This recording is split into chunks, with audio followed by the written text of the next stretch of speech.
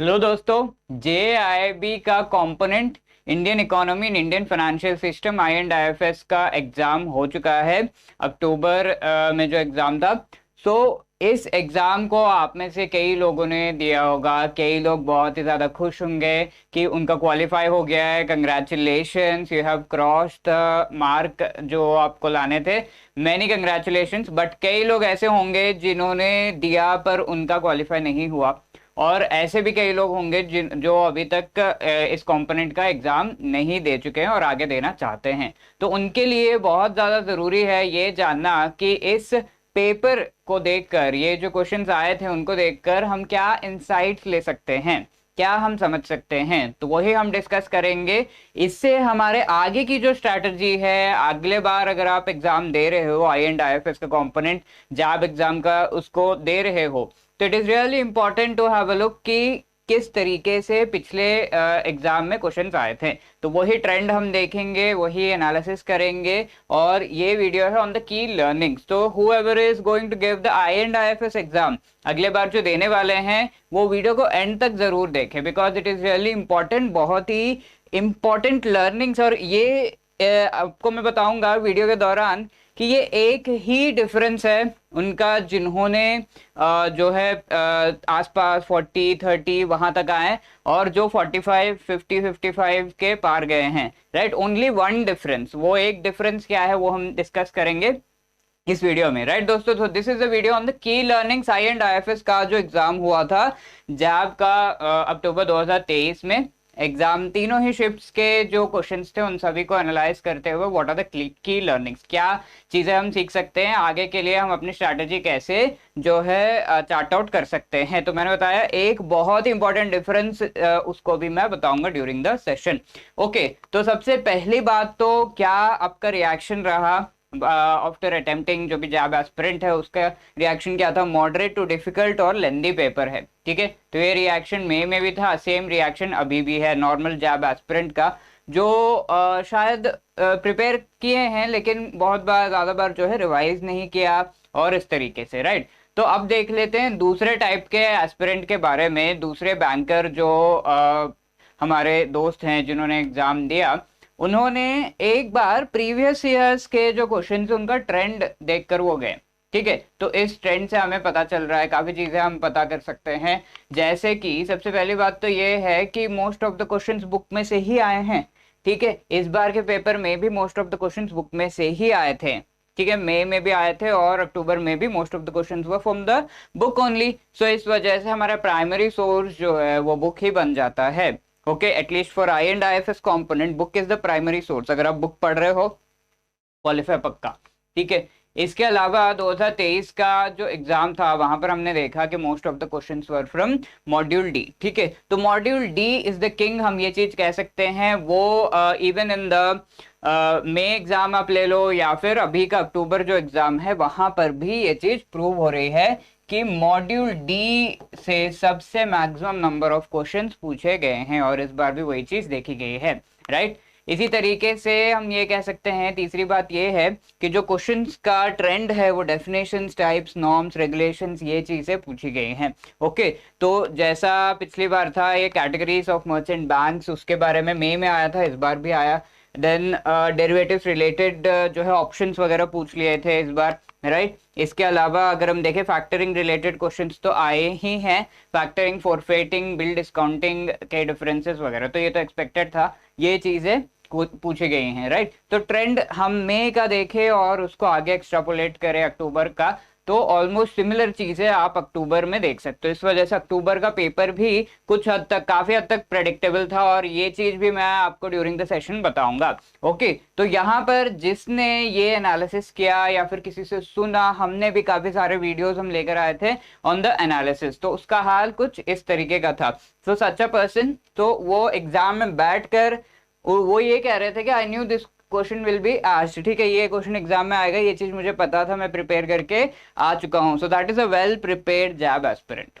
Okay, तो इससे आपको समझ में आ रहा होगा कि प्रीवियस ईयर क्वेश्चंस को देखना और उनके एनालिसिस करना बहुत ही ज्यादा जरूरी है, और ये मोस्ट इंपॉर्टेंट डिफरेंस है जो थोड़ा सा एज हमें देता है in the exam, like I said. Okay, तो ये ही एनालिसिस हम इस सेशन में भी कर रहे हैं। तो की लर्निंग्स क्या क्या है एक एक करके हम देख लेते हैं फटाफट से। सबसे पहली की लर्निंग है कि भाई टॉपिक्स रिपीट हुए एग्जाम में, इट इज बहुत ही खुश होने की ये बात है, बिकॉज टॉपिक्स डेफिनेटली रिपीट हुए हैं। एंड ये रिपीटेड टॉपिक्स भी अगर आप कर लेते तो एटलीस्ट 3/4 पेपर तो आपका वैसे ही हो जाता। यानी कि आप अगर अच्छे से जो टॉपिक्स नए में आए हैं वो टॉपिक्स ही फिर से अगर आप पढ़ लेते सारे, तब भी 3/4 जो है आप अपना टारगेट रीच कर लेते, राइट। तो हमारा प्रधानमंत्री जीवन ज्योति बीमा योजना ले लो, जिस पर क्वेश्चन में आया था, इस बार भी आया। सुरक्षा बीमा योजना, वो भी आप कह सकते हो। MCLR रिलेटेड क्वेश्चन पिछली बार आया था कि इसके कंपोनेंट्स क्या है, इस बार उससे रिलेटेड जो है और भी चीजें पूछी गई। माइक्रो फाइनेंस इंस्टीट्यूशंस के कैटेगरीज पहले भी पूछे गए मई में, and the same topic was asked now also. GDP related questions थे। ट्राई पार्टी रेपो तो फेवरेट टॉपिक है, राइट। इवन और भी ऐड कर दूं मैं यहाँ पर, merchant bank related questions, merchant bank के कैटेगरीज पूछे गए, राइट। तो ये चीजें काफी ज्यादा प्रिडिक्टेबल एंड एक्चुअली ऐसे टॉपिक्स है जो सीधे सीधे स्ट्रेट फॉरवर्ड रिपीट हुए हैं। Again one more, primary deficit की मैं बात करूं, एग्जैक्ट डेफिनेशन पूछा गया था पिछली बार और इस बार भी सेम थिंग पूछा गया है, ठीक है। तो कई क्वेश्चंस तो ऐसा लग रहा है कि पिछले मई में जो आए थे एकदम वही चेप के इस बार फिर से दे दिया है उन्होंने। तो रिपीटेड टॉपिक्स है दोस्तों, और ये IIBF जो है एग्जाम जो कंडक्ट करती है, थोड़ा सा वो ट्रेंड रहता है। इस वजह से प्रीवियसली जो एग्जाम्स हो चुके हैं उनके क्वेश्चंस और वो टॉपिक्स पढ़ना बहुत ज्यादा इंपॉर्टेंट है, ठीक है। ये चीज आगे भी अप्लाई करेगी, so this is one learning. दूसरी बात ये है, हम ये कह सकते हैं कि कुछ क्वेश्चंस ऐसे आए थे जो पहले मई में नहीं पूछे गए। ये नहीं कहूंगा कि सब कुछ रिपीटेड है, बट कुछ क्वेश्चंस, कुछ टॉपिक्स ऐसे थे जो मई एग्जाम में नहीं पूछे गए थे। फॉर एग्जांपल ग्लोबलाइजेशन से शायद ही क्वेश्चन आया था मई में, बट इस बार फिर ग्लोबलाइजेशन पर डिटेल्ड जो है क्वेश्चन उन्होंने पूछ लिया। It was very easy although, but yes. WTO related functions पूछे थे, राइट। तो WTO थोड़ा सा नॉन एग्जिस्टेंट था, इससे रिलेटेड ज्यादा क्वेश्चंस नहीं थे मई में, बट इस बार डीपली थोड़ा पूछ लिया। Another example is of universal banks के जो कमिटीज हैं, कमिटी है जिसने यूनिवर्सल बैंक को रिकमेंड किया, उस कमिटी के बारे में पूछ लिया गया। तो थोड़े से अनएक्सपेक्टेड लाइंस पे हम कह सकते हैं, और ये टॉपिक्स ऐसे हैं, अनएक्सपेक्टेड भी नहीं, ऐसे टॉपिक्स जो पहले नहीं पूछे गए, राइट। तो आगे ये सेकंड लर्निंग है कि टॉपिक्स जो नहीं पूछे गए उनसे भी पूछा जा सकता है क्वेश्चन। इस वजह से थोड़ा सा हमें पहले वाला तो पढ़ना ही है, उससे थोड़ा सा अपना स्पीयर जो है बढ़ाना है कि उसके आसपास के टॉपिक्स भी हम पढ़ लें। अनएक्सपेक्टेड टॉपिक्स भी पूछे गए हैं, ठीक है। NAV, नेट एसेट वैल्यू जो म्यूचुअल फंड्स का है, उनका राउंड ऑफ के कितने डेसिमल्स वगैरह हैं, ये चीज़ें पूछी गई हैं। तो ये सब याद रहना थोड़ा सा मुश्किल है। CSR पे पूरा न्यूमेरिकल उन्होंने पूछ लिया, हालांकि बुक में तो न्यूमेरिकल नहीं दिया है, बस एक स्टेटमेंट दे दिया गया है, 2% प्रॉफिट एवरेज होना चाहिए पिछले 3 साल का, और वो आपको जो है यूज करना है, उतना पैसा यूज करना है इन CSR। बट यहाँ पर न्यूमेरिकल पूरा पूछ लिया गया, कौन सी ये भी कंपेयर करो कंपनीज के जो है ABC करके कंपनीज देखकर न्यूमेरिकल पूछ लिया गया, प्रॉफिट्स कैलकुलेट करो और कंपेयर करो कि कौन सी कंपनी CSR को कंप्लाई कर रही है, right. Although CSR is a repeated topic, पिछली बार सिर्फ ये पूछा गया था मई में कि ये सिविल रॉन्ग है या फिर क्रिमिनल रॉन्ग है, बट इस बार डीपली उसमें न्यूमेरिकल पूछ लिया, तो दैट इज वेरी अनएक्सपेक्टेड, ठीक है। ऐसा अनएक्सपेक्टेड क्वेश्चन से आपको डरना नहीं है, हमें 100 के 100 मार्क्स लाने नहीं है, तो ध्यान रखिएगा अनएक्सपेक्टेड क्वेश्चन थोड़ा सा डराने के लिए होते हैं, डोंट बी अफ्रेड। इसी तरीके से कुछ कई क्वेश्चन ऐसे थे जो प्रिडिक्टेबल थे। For example there was this question on SDG 13, तो मैंने अपने मैराथन्स और सेशंस में भी बताया था कि ये तो आने वाला है, SDG 13 पे क्वेश्चन आ सकता है। तो उसका क्या एम है, एग्जैक्ट वही चीज है एग्जाम में, तो दैट इज प्रिडिक्टेबल, ठीक है। थोड़ा सा देखकर, बुक देखकर, ट्रेंड देख के बताया जा सकता है। कोर बैंकिंग सॉल्यूशन RBI का क्या है, इफेक्टिव रेवेन्यू डेफिसिट क्या है, ये चीजें भी ड्यूरिंग आवर सेशंस हम जो है यूट्यूब चैनल पर पढ़ चुके हैं। प्रधानमंत्री सुरक्षा बीमा योजना, तो पहले जीवन ज्योति बीमा योजना पे पूछा गया है, तो सुरक्षा बीमा योजना आगे पूछ लेंगे। तो उसके आसपास का टॉपिक आप देख रहे हो, तो that is predictability. And APY पे पहले भी पूछा गया, इस बार भी APY पे सिमिलर चीजें अटल पेंशन योजना पे पूछा गया। तो these are the topics. Primary deficit देख लो, राइट। तो इस पर भी ये था कि डेफिसिट से रिलेटेड क्वेश्चंस आएंगे, तो दोनों ही डेफिसिट पे क्वेश्चंस आए। प्राइमरी डेफिसिट तो टोटली रिपीटेड क्वेश्चन था एग्जैक्ट, राइट। तो that is the thing, that is why previous year काफी इंपॉर्टेंट हो जाते हैं। नो वन थिंग, कुछ क्वेश्चंस करंट रिलेटेड आ गए थे इस बार, ये मई में नहीं था ट्रेंड, बट इस बार करंट अफेयर्स रिलेटेड क्वेश्चंस आ गए थे, यानी कि रेगुलेशंस में थोड़े चेंजेस अगर किए गए हैं या फिर नई पॉलिसीज आए हैं उनसे रिलेटेड। तो ये देख के तो यही था कि क्या कहना क्या चाहते हो, राइट। बट ये चीज है, आईआईबीएफ थोड़ा सा जो है करंट रिलेटेड क्वेश्चंस भी लाता है। मई में तो हमने नहीं देखा था आईआईएफएस में, I think only one question MSF का रिसेंट रेट क्या है वो पूछ लिया गया था, marginal standing facility, but apart from that कोई करंट रिलेटेड क्वेश्चन नहीं था मई में। बट इस बार हम देख सकते कुछ क्वेश्चंस थे एमसीएलआर से रिलेटेड, जो भी चीजें दी हुई हैं बुक में उससे थोड़ा सा बाहर जाके पूछा, ठीक है।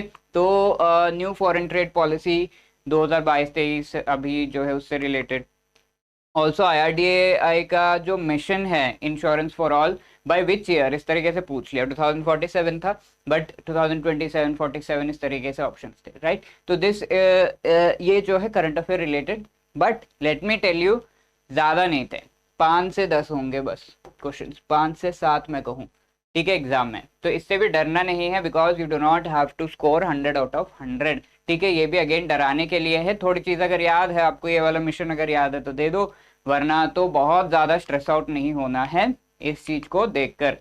देन यहाँ आप देख रहे हो सिक्स्थ जो लर्निंग है that is numericals and case studies पूछे गए थे अच्छे जो है शिफ्ट में। अगर हम देखें तो शिफ्ट 1 में थोड़े, शिफ्ट 2 में कुछ क्वेश्चंस थे, शिफ्ट 3 थर्ड शिफ्ट जो था उसमें कम थे case numericals case studies, but थोड़ा कॉम्प्लिकेटेड, थोड़ा सा ट्रिकी से क्वेश्चंस थे, ओके, थोड़े से एप्लीकेशन बेस्ड क्वेश्चंस। तो इंश्योरेंस डेंसिटी पे क्वेश्चन पूछ लिया, पॉपुलेशन, कई सारे पैरामीटर्स दिए हुए हैं, and then you have to calculate insurance density. तो फॉर्मूला आपको पता होना चाहिए, बस डिवाइड करना है आपको, बट फॉर्मूला पता होना चाहिए। सीएसआर रिलेटेड न्यूमेरिकल के बारे में तो मैं बात कर ही चुका हूँ। ऑल्सो सीपीआई कैलकुलेशन, तो सीपीआई कैलकुलेशन भी again I will let you know कि रिपीट हुआ है, मई में भी पूछा गया एंड अक्टूबर में भी, ठीक है। सो द थिंग इज ये जो क्वेश्चंस है वो पूछे गए हैं in the exam, numerical types questions were also asked. So यहाँ पर हमारी क्या स्ट्रैटेजी होनी चाहिए, जो लोग भी आगे प्रिपेयर कर रहे हैं एग्जाम के लिए, what should be your strategy, ये चीज देखना बहुत ज्यादा जरूरी है।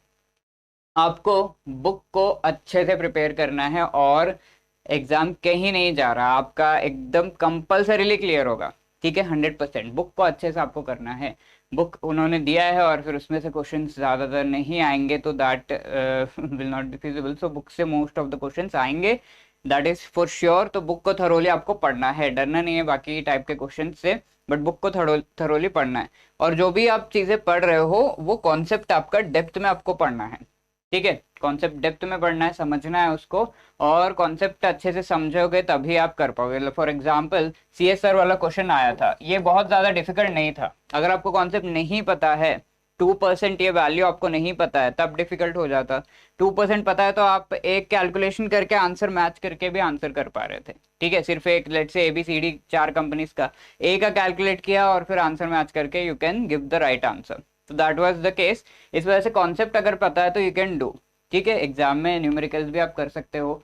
कॉन्सेप्ट, एक चीज मैंने कई लोगों से नोटिस की कि वो पढ़े हैं लेकिन एग्जाम के टाइम पे कंफ्यूज हो रहे हैं, वहां पर जाकर स्ट्राइक नहीं करता है और ऑप्शंस देख के आप कंफ्यूज होने लगते हो कि अच्छा ये था ये था ये था ये था, और सही जवाब आता नहीं है और आगे के क्वेश्चंस भी खराब होते हैं, ठीक है। तो इस वजह से one thing that is very very important is very very very important, I would say revision, ठीक है। अगर आप पढ़ रहे हो, पढ़ते जा रहे हो, that won't help, but revise once, एक बार उसको फिर से देख लो, एक बार फिर से अगर आप देखोगे अच्छे से, थोड़ा सा और समझने की कोशिश करोगे, थोड़ा सा समय 2-3 रिविजन को आपको देना है, you are very well prepared for the exam, ठीक है। इसके अलावा module D is the king, ये चीज़ हमें ध्यान में रखनी है कि मॉड्यूल डी तो आपको अच्छे से करना है, अच्छे से प्रिपेयर करना है, एंड काफ़ी क्वेश्चन यहाँ से आए थे, एंड क्वेश्चन बहुत डिफिकल्ट भी नहीं होते मॉड्यूल डी से, फैक्ट बेस्ड काफ़ी सारे क्वेश्चन होते हैं, राइट। तो that you have to keep in mind, module D अच्छे से प्रिपेयर करना है, और करंट अफेयर रिलेटेड क्वेश्चन हैं तो उससे स्ट्रेस आउट नहीं होना है, आपको स्ट्रेस नहीं होना है, यू जस्ट अगर कुछ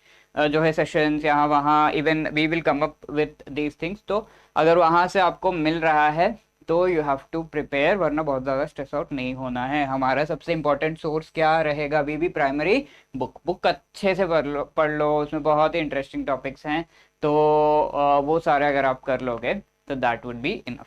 here I would like to remind you, अगर आप AFM की प्रिपरेशन कर रहे हो for the October 2023 exam, then this is a golden chance, please to be part of the EduTap live crash course. हमारे AFM expert Nishant sir के द्वारा ये क्रैश कोर्स किया जा रहा है, और वो आपको लाइव, कंप्लीटली लाइव पढ़ाने वाले हैं ऑनलाइन, ठीक है।